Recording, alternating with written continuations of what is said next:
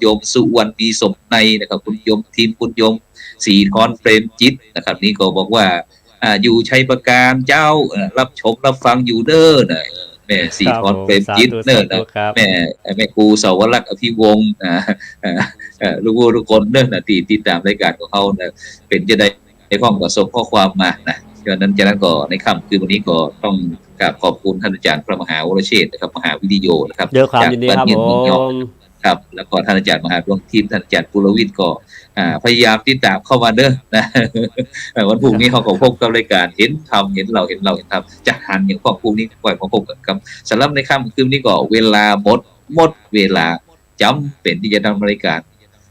พระพุทธศาสนา4 แผ่นดินจากบรรดาท่านผู้ฟังไปก่อนนะรับฝันดีมีเงินใจนะครับไร้โลคาพยาธิบ่เจ็บบ่จนร่ำรวยรุ่งโรจน์สำหรับในค่ำคืนนี้ขอกล่าวคำว่าสาสาธุครับ